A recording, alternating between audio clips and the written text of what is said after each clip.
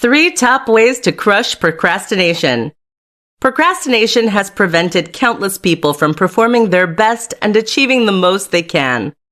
Imagine how much more you could have done this year if you got back every single hour that you spent procrastinating. This is something many of us fall victim to, and it's something few people know how to overcome. Listen up then, and we'll take a look at some of the best ways to overcome procrastination. 1. Do the best task first. Tip number 1 is to work on a task that you enjoy and that isn't too daunting first. If you're about to start your working day and you have a large list of jobs to do, you may find it tricky to know which one to do the best. Starting with the easiest and most fun task actually makes a lot of sense. That's because this is the task you'll find it easiest to start. And once you've started, it becomes that much easier to carry on. 2.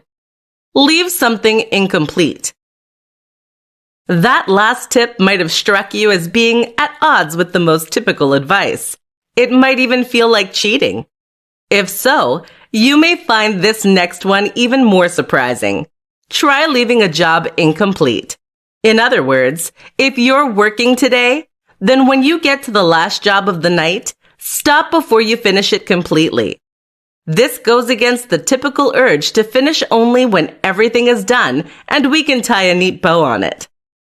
But what this actually accomplishes is to make us feel a kind of anxiety when we begin work the next day. We hate leaving tasks unfinished, and therefore, you'll find that you feel a strong urge to leap straight into work when the day starts. It's surprisingly effective. 3. Practice. Finally, you need to practice. That means practicing staying focused and diving straight into work when you really don't want to. Many people don't realize that this kind of discipline is something you can train just like a muscle. You might find you take 20 minutes to get started on average right now, but if you keep fighting the good fight and keep trying to force yourself to work better, then you will find that reduces to 10 minutes and less as time goes on. So even when you do get distracted, it isn't time wasted. 5 top motivation tips you can learn from the Navy SEALs. When it comes to the most motivated individuals in the world, Navy SEALs have to be right up there at the top. Just think about the intense discipline it must take to go through Hell Week.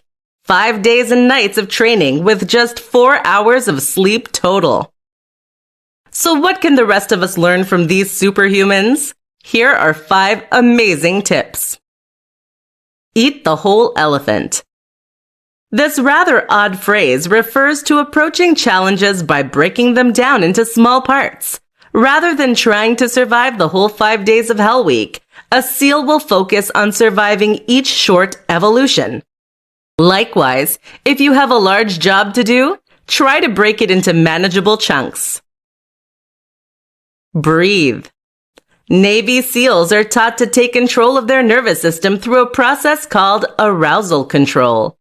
One of the main aspects of this involves using breath work in order to calm the heart rate and focus the mind. This is a highly effective strategy and one that everyone can benefit from. Visualization. When facing a grueling challenge, a Navy SEAL will visualize what they need to do before they do it. This process can be useful for mental rehearsal as well as improving confidence and drive. The key is not to simply focus on the positive outcome, but also the actual process of getting there. Self-talk. Navy SEALs use positive self-talk in order to encourage themselves when the going gets tough. This can help them to focus on the positive aspects of what they're doing and to remember why they're doing it. At the same time, they can use this as a way to build up their confidence and feel invincible. Try reminding yourself of the preparation and training you've done and of the victories you've won in the recent past. Get accustomed to hard work. Most of us live extremely comfortable lives, and we are thus not used to forcing ourselves to do things when things get hard. You need to change this pattern. Don't train or practice under perfect circumstances. Don't plan for perfect circumstances. Plan and prepare to need to complete your goals under the worst possible circumstances. Writing a book? Then practice writing with distractions. Be ready to write on days when you're extremely tired. Try writing ill. If you can do this, then nothing will stop you, just like a Navy SEAL.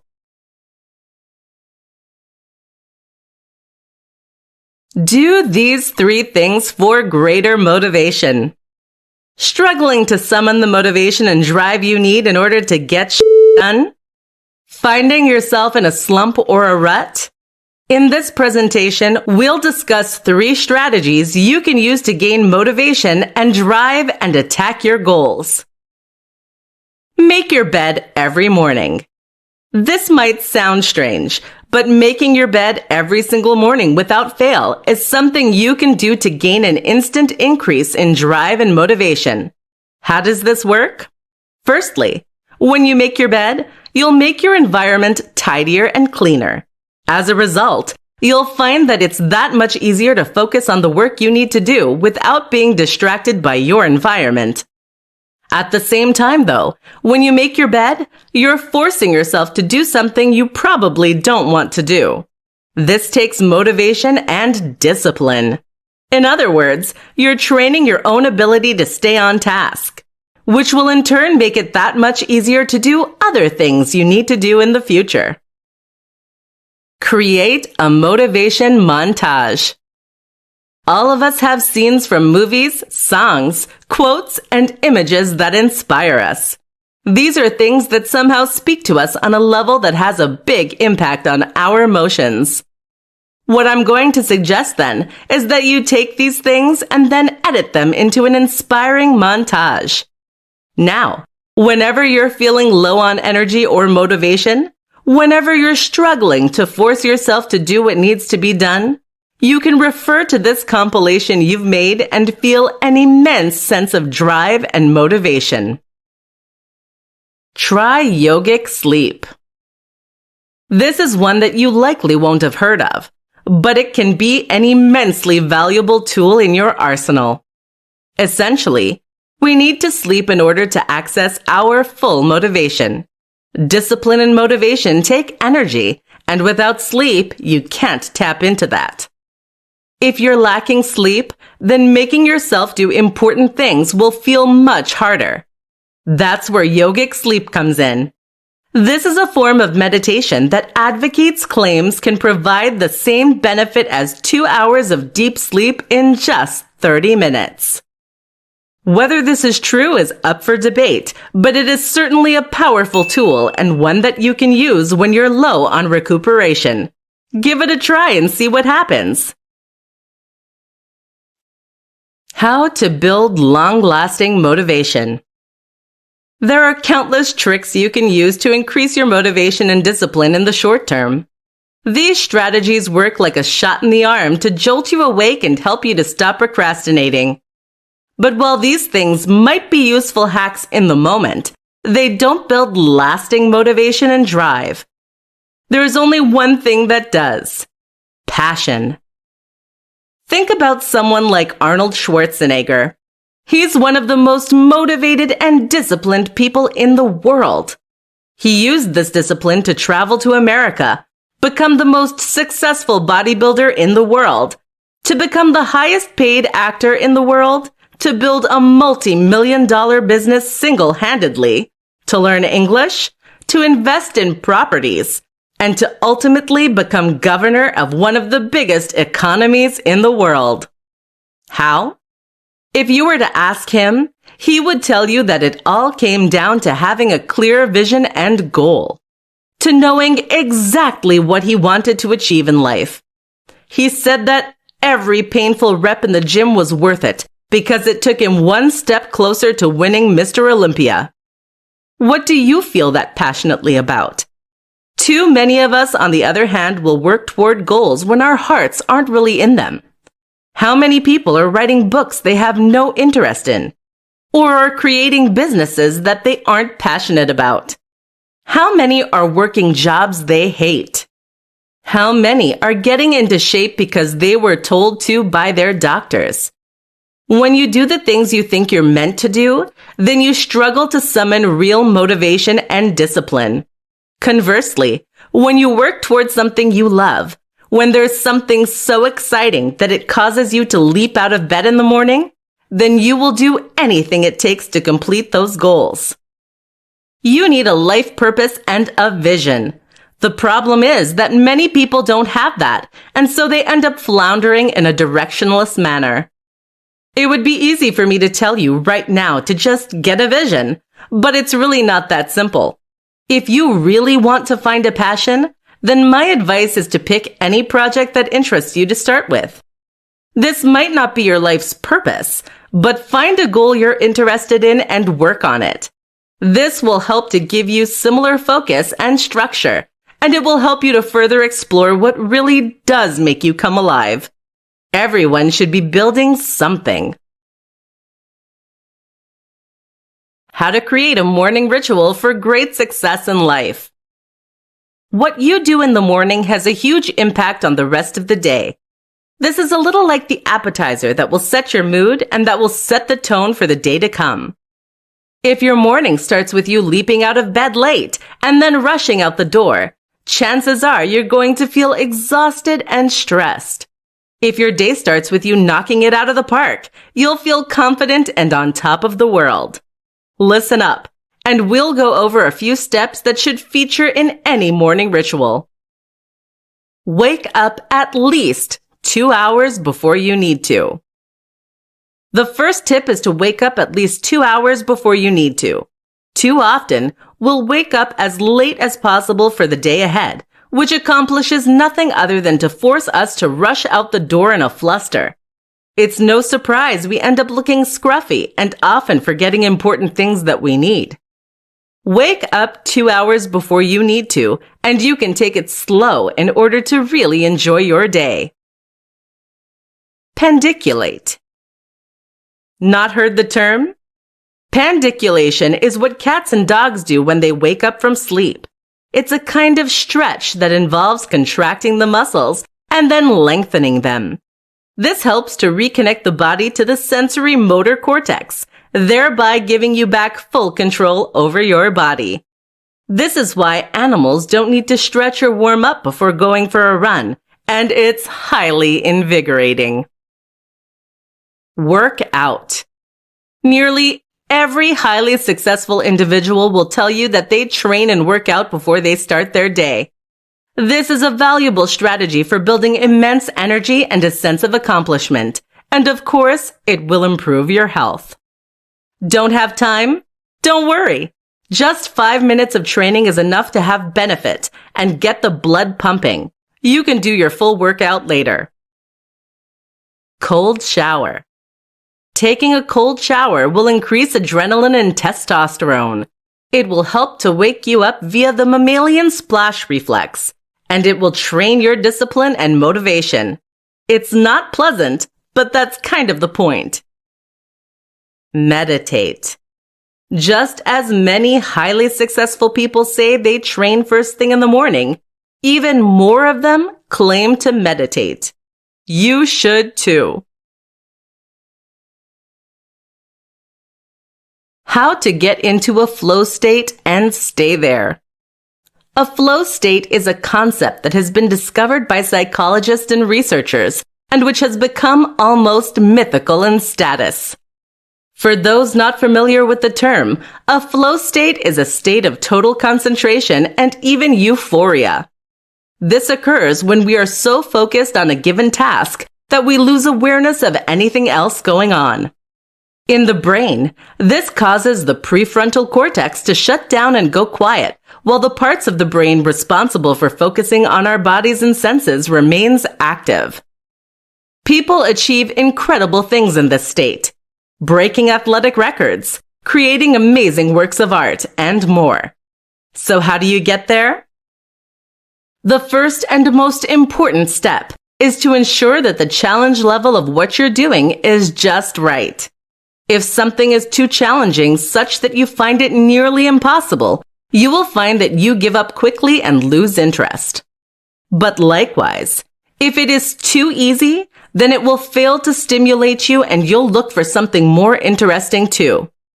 The perfect task for achieving and staying in flow, then, is one that is difficult and engaging without being disheartening. What do you do if you're asked to do something dull and uninteresting? Simple. You find a way to make it interesting. One way you can often do this is simply to practice doing the very best job you can. Find a way to be faster, more efficient, more artistic. By doing this, you make the task much more engaging and therefore make it easier to stay in flow. Another important tip is to remove distractions. It's going to be hard to stay completely focused on a given task if you're hungry or tired, or if there's a loud noise coming from the room next door. A common and useful strategy is to put on noise-canceling headphones, play some loud music without lyrics, and focus on that. Finally, practice being in flow. Practice focusing on something as intently as possible while ignoring all distractions. A great way to do this is to try meditating, which essentially is a form of intense focus. Once you've mastered this, you'll be able to make your mind work for you. And when you do that, you can achieve nearly anything. How to keep motivated when you're in a slump. Anyone can be productive and motivated when things are going well. When you're having a great day and you feel inspired, it can be very easy to set yourself down to work or to get outside and do a workout. The real challenge then is to remain productive when you don't feel good. How do you perform when you feel tired and miserable or when your motivation has left you? In this presentation, we'll discuss how to get your mojo back on those days and kick ass anyway. Prime yourself. When you feel in a slump, you might wonder what it is that's going wrong. Why can't you summon the motivation and energy to train anyway? The answer is that you have loss of inspiration. Inspiration is the instigator of motivation, and without inspiration, it is very hard indeed to feel motivated and driven. So what's the solution? One fantastic thing you can do is to try and win back a little motivation by priming your mood. Priming means that you're doing whatever you can to try and set yourself in the right state of mind, thus making the challenge that much easier. So for example, if you're trying to find the drive to work out, then a solution might be to watch some training motivation. How about the training montage from Rocky? Likewise, if you're trying to set yourself down for a day of work on a project, how about taking a look at an example of a project that you really admire? A perfect example of the kind of thing you want to achieve. Set rewards. Another tip is to set yourself rewards. That means that you create targets to meet, and then you reward yourself only when you achieve those things. For example, you might say that you'll make yourself a cup of tea once you've answered X number of emails, or once you've written Y number of words. This is instead of giving yourself the reward first, which just ends up taking time and setting you back. By using those things as rewards, you create a goal to work toward. Often, you'll end up putting off the reward for longer once you've begun being productive. Take a break. You know what, though? If you really feel exhausted, then it might actually be better to just give yourself the break. No one can be productive and driven all of the time. How to power through sticking points in tasks. There is a point in any task, any goal, and any challenge where things suddenly get harder. Runners call this the wall. It's the point at which we run out of disposable energy. It is the point at which we become tired, but where there is still too long to go for us to feel like the end is in sight.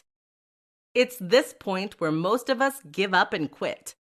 So the question is, how do you prevent that from happening to you? How do you power through those sticking points? Here are some of the best strategies you can employ today. Break it down. One of the biggest mistakes people make when working toward a large goal is to focus too much on the endpoint. That is to say that they focus on where they want to be in a year's time from now. While this might be inspiring, it is ultimately too distant and far off to have much of an immediate emotional impact.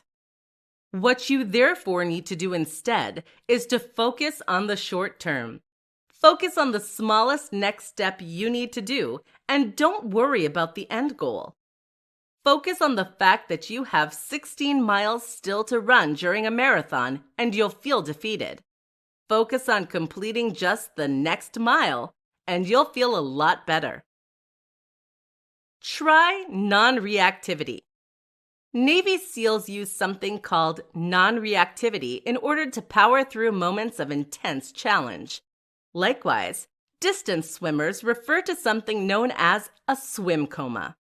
Both these terms describe the same thing, the moment when you zone out and stop thinking about the nature of the challenge or your situation. Instead, you are now focused purely on the here and now. You aren't engaging, just silently executing the plan. This is tough to cultivate, but if you practice meditation, you may find you're able to reach this near meditative state more easily. Make it engaging. Another reason we often give up on tasks is that they become boring. This happens for many of us during work. The solution? Make it interesting. This is particularly useful for writers. Writer's block often comes from the fact that what you are writing is boring to you. If you can make it interesting, that will change. The neuroscience of motivation and self-discipline. If you want to stay motivated and disciplined, then there are countless videos out there that will provide you with useless platitudes and hacks. These sound great on paper, but they rarely get the job done. If they did, then no one would struggle with lack of motivation or procrastination. Instead of looking for a quick fix then, the best advice is to think deeply about the nature of your motivation and focus. What is the neuroscience behind your ability or inability to stay on task? In this presentation, we're going to explore the answers to that question. The neuroscience of focus. Motivation and focus largely comes down to a concept in psychology called attentional control, or executive attention. This refers to the conscious ability to redirect attention, which is handled by the executive control network in the brain. This is a network of brain regions that work together in order to help us stay focused. Specifically, the part of the network responsible for conscious control of attention is the part called the dorsal attention network. The ventral attention network, meanwhile, is the network of brain regions that react reflexively in order to redirect attention. That means responding to a loud noise or the sound of our name being called. Neurochemistry. So how does the brain know which task to switch to and when it's going to do that? The answer is neurochemistry, the production of brain chemicals that mark certain activities in the brain as important.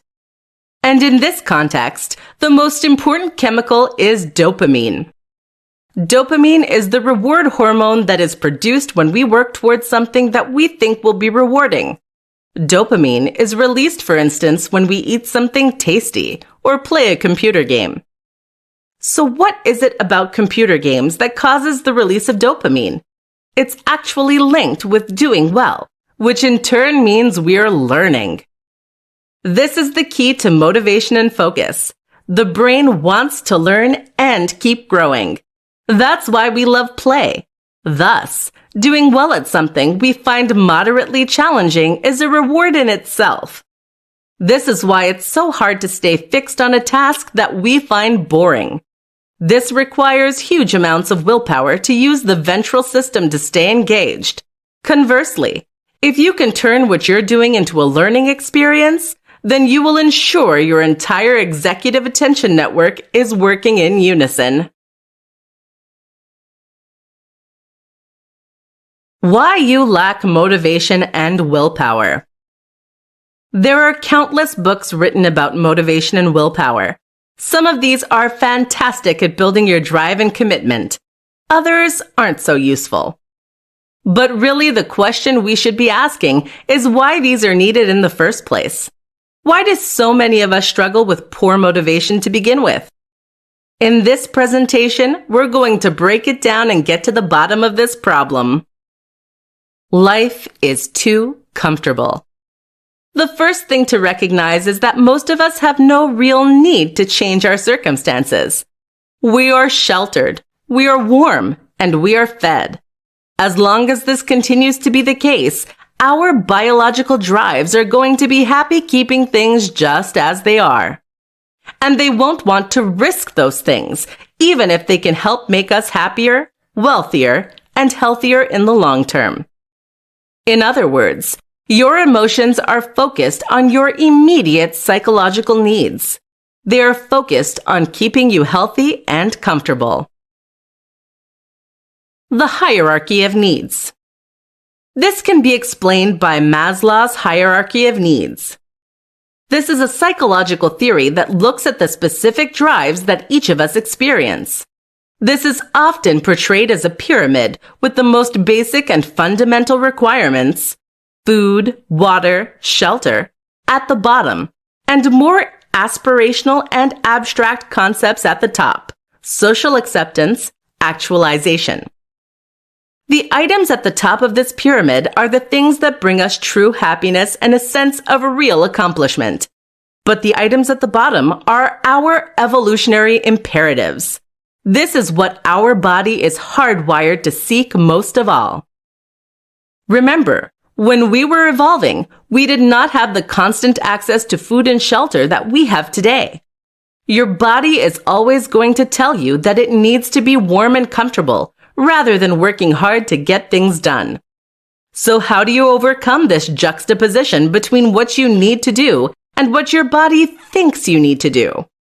The answer is first to train to go against those primitive desires. We can train willpower, just like we can train muscles. Get used to working out when it's cold, being productive when it's late, and taking cold showers. Then you can do anything. The other is to make sure that your basic needs are fundamentally met.